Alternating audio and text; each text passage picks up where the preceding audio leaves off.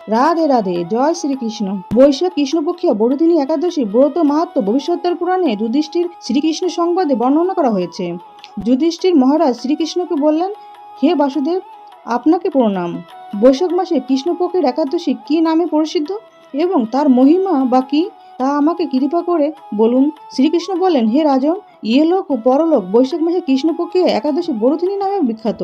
এই ব্রত পালনের সর্বদা সুখ লাভ হয় এবং পাপক্ষয় ও সৌভাগ্য প্রাপ্তি ঘটে।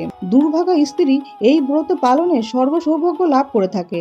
ভক্তি ও মুক্তি প্রদানকারী এই ব্রত সর্বপাপ হরণ এবং গর্ভবাস যন্ত্রণা বিনাশ করে। এই ব্রত প্রভাবে মানধাতা, ধুমধুমার আদি রাজারা দিব্যধাম লাভ করেছেন।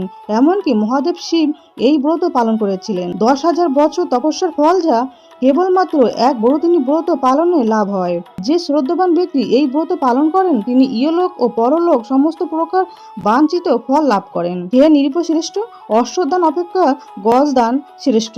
গজদান থেকে ভূমিদান, তা থেকে তিলদান, তিলদান থেকে স্বর্ণদান এবং তা থেকে অন্নদান শ্রেষ্ঠ। অন্নদানের মতো শ্রেষ্ঠ দান আর নেই। পিতৃলোক, দেবলোক ও মানুষেরা অন্নদানে পরিতৃপ্ত হন।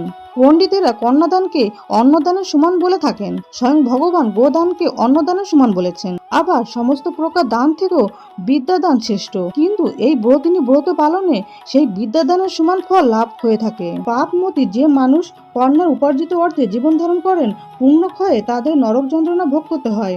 তাই কখনো কন্যার উপার্জিত অর্থ গ্রহণ করা উচিত নয়।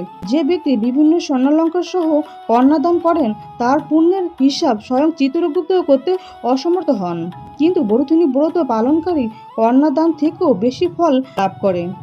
ব্রতকারী ব্যক্তি দশমীর দিন কাঁসার পাত্রে ভোজন, মাংস, মুসুর, ছোলা, শাক, মধু, অন্নের প্রদত্ত অন্নগ্রহণ, 2 বার আহার ও মৈথুন পরিত্যাগ করবে। নেশাজাতীয় দ্রব্য, দিবানিদ্রা, পরনিন্দা, পরচর্চা, প্রতারণা, চুরি, হিংসা, মৈথুন, ক্রোধ ও মিথ্যা বাক্য একাদশীর দিনে বর্জনীয়। কাঁসার পাত্রে ভোজন, মাংস, মুসুর, মধু, তেল, মিথ্যা ভাষণ, 2 বার আহার ও মৈথুন এসব দ্বাদশীর দিনে পরিত্যাজ্য। হে রাজন, এই বিধি অনুসারে বড়দিনী ব্রত পালনে সকল প্রকার পাপের বিনাশ এবং অক্ষয় গতি লাভ হয়। যিনি হরিবাসরে রাত্রি জাগরণ করে ভগবান জনার্দনের পুজো করেন তিনি সর্ব পাপমুক্ত হয়ে পরম গতি লাভ করেন।